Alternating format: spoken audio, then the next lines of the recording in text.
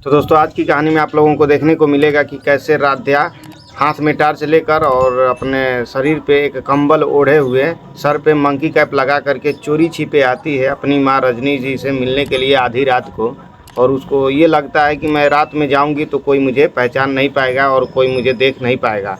लेकिन उधर दादी और निहारिका की साजिश में वो जब नर्स आई रहती है उतनी देर रात गए वह रजनी जी को नुकसान पहुंचाने के लिए उनके ट्रीटमेंट यानी उनके देख रेख के नाम पे उनके साथ कुछ उल्टा करती है। और उसी वक्त राधा पहुंचती है चोर के भेष में यानी चोरी छिपे जाती है और सोचती है कि मैं चल करके और रजनी माँ की सेवा करूंगी। बट जब पहुंचती है राधा तो देखती है कि अरे यह तो रजनी माँ की तबीयत अचानक और ज़्यादा ख़राब हो गई। और मशीन जो रहता है मेडिकल मशीन वो जो जांच करने वाला उसके पास वो नर्स ही खड़ी रहती है जिसको दादी और निहारिका बुलाई रहती हैं। अब वह नर्स घबराने लगती है कि मुझे तो राधा ने देख लिया। फिर रजनी जी की सांसें बहुत जल्दी जल्दी चलने लगती हैं। सब लोग घबराने लगते हैं। सब लोग का मतलब राधा वहीं पे रहती है रजनी जी के पास और वो नर्स ये और खुद ही रजनी जी की सांसें ऊपर नीचे चलती है तो घबराने लगते हैं तीनों लोग। और राधा सह नहीं पाती है और राधा ज़ोर ज़ोर से चिल्लाने लगती है कि माँ जी आपको क्या हुआ, माँ जी आपको क्या हुआ। अब यही सुन करके मित्तल परिवार के सभी लोग दौड़ करके आते हैं कि इतनी देर रात गए राधा किसको कह रही है कि क्या हुआ क्या हुआ। जो और जब सब लोग रजनी जी के रूम में आते हैं देखते हैं कि रजनी जी की सांसें बहुत तेज़ चल रही है। और निहारिका दादी एक मौका खोजने लगती हैं राधा को और डांटने के लिए कि आखिर इतनी देर रात गए। सवाल यह बनता है कि इतनी देर रात गए राधा तुम रजनी के रूम में कैसे आई जब दादी जी ने पहले ही मना कर दिया था कि तुमको रजनी जी के रूम में नहीं आना है तो तुम रजनी जी के रूम में कैसे आई। तो सभी लोग यह सोचने लगते हैं कि हाँ ये बात तो सही है। दादी माँ ने पहले ही मना किया था राधा को कि तुम्हें रजनी जी के रूम में नहीं आना है इसलिए उस दादी ने लकीर भी खींचा था कि तुम्हारी ही वजह से दादी की तबीयत ख़राब हो रही है इसलिए राधा तुम नहीं आओगी रजनी जी के पास।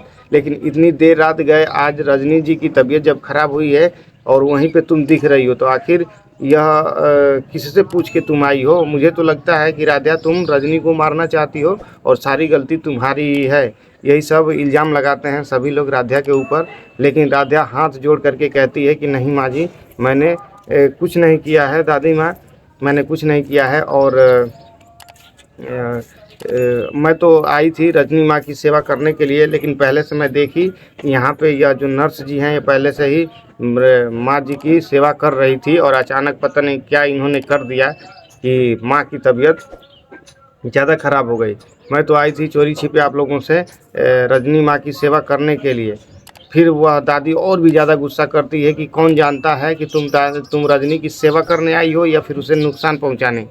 अब प्रथम को भी यही लगता है कि दादी माँ सही बोल रही हैं और ओमकार जी को भी लगता है कि हाँ ये सही बोल रही है मेरी माँ, क्योंकि अगर इसे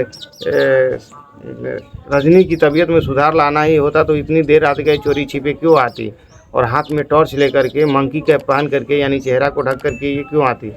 तो यही सारे सवाल राधा के ऊपर होते हैं। लेकिन राधा फिर से एक बार अपनी सफाई देने के लिए हाथ जोड़ कर कहती है कि मुझे माफ़ कर दीजिए और मैं आप लोगों से बता दूं कि मैं वो रजनी माँ की सेवा करने के लिए ही आई थी। और उस दिन मैंने बिजली का तार नहीं काटा था। फिर यह पहले वाली बात पे राधा लेकर के सबका ध्यान जाती है और राधा वहाँ साबित करने वाली है कि जिस दिन शादी की एनिवर्सरी थी मम्मी और पापा जी की उस दिन वो जो कमल के फूल वाला डेकोरेशन था उसको मैंने खुद जांच किया था, उसमें कोई तार मतलब नहीं कटा था। लेकिन अचानक किसने उस तार को काटा इसकी सच्चाई राधा धीरे धीरे पता करके सबके सामने लेकर के आती है। और राधा सच में पता लगा लेती है कि उस दिन पार्टी में शादी एनिवर्सरी वाली पार्टी में कौन क्या गलती किया ताकि आज रजनी जी की तबीयत यह है। तो सभी लोग चिल्लाते हैं राधा के ऊपर। और नर्स जो रहती है पैसे पर जो आई रहती है निहारिका और दादी के कहने पर वो एक चाल चलती है और अपना सारा इल्ज़ाम राधा के ऊपर लगाना चाहती है पैसे के लालच में, ताकि मैं अभी राधा के ऊपर सारा इल्ज़ाम लगा दूंगी तो दादी और निहारिका जी मुझे और पैसे देंगी। तो यही सब चाल खेल करके और वो नकली नर्स परेशानी में डालती है रजनी जी को। लेकिन यहीं पे कहानी में आता है एक बहुत ही बड़ा नया ट्विस्ट। नया ट्विस्ट यही है कि जो नकली नर्स बन करके आई रहती है रजनी जी की सेवा करने के लिए, वह नर्स अपने लालच में वह खुद प्रथम को अपने प्यार के जाल में फंसाना चाहती है। लेकिन उसको यह नहीं पता कि रजनी खुद लाइन में लगी हुई है अपनी पति मतलब अपना पति बनाने के लिए प्रथम को। तो यह बड़े महलों को देख करके और पैसे वालों का देख करके ये जो नकली नर्स आई रहती है उसका नीयत बदल जाता है और उसको लगता है कि मैं इस बुढ़ी यानी बुढ़ी क्या मतलब इस रजनी जी की सेवा करते करते मैं इसके बेटे प्रथम को अपने प्यार के जाल में फंसा लूँगी और भी पैसा मिलेगा। तो यही सब उसकी नीयत ख़राब हो जाती है, वो जो रहती है नर्स। लेकिन उसको अब कौन बताए कि ऑलरेडी प्रथम को पाना चाहती है निहारिका, इसीलिए तो वह गेम खेल करके नर्स के रूप में तुम्हें बुलाई है, ऐसा उसको नहीं पता। तो यही सब कहानी में आप सभी को देखने को मिलेगा। बाकी यह वीडियो आप लोगों को थोड़ी सी भी अच्छी लग रही हो तो अभी इस वीडियो को एक लाइक करके चैनल को सब्सक्राइब कर लीजिए।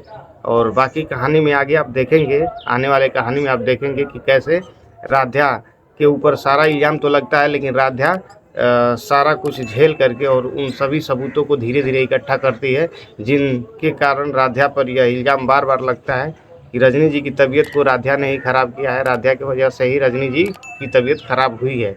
लेकिन हजार कोशिश कर ले दादी और निहारिका पर कुछ भी नहीं कर पाएंगी राध्या का, और राध्या अपने हर मकसद में कामयाब हो पाएगी, इसलिए कि राध्या के ऊपर आप जैसे प्यारे लोगों का हाथ है, दुलार प्यार सपोर्ट है और भगवान भोलेनाथ का भी सपोर्ट है। इसलिए राध्या सच्चे मन से अपने परिवार की सेवा करती है और यह चाहती है वह बार बार कि हमारा परिवार कहीं बिखरे नहीं और एकजुट बना रहे, परिवार में सबका प्यार एक जैसा बना रहे। इसलिए दिन रात राध्या मेहनत करती है और रजनी जी की सेवा करके वह बहुत ही जल्दी रजनी जी को ठीक करने वाली है, सही करने वाली है राध्या।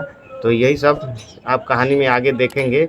और सबसे बड़ा इंटरेस्टिंग तो यह आएगा कि रजनी जी अपना जो कोमा में चली गई हैं उसका बहाना करके सारी सच्चाइयों को धीरे धीरे जान रही हैं।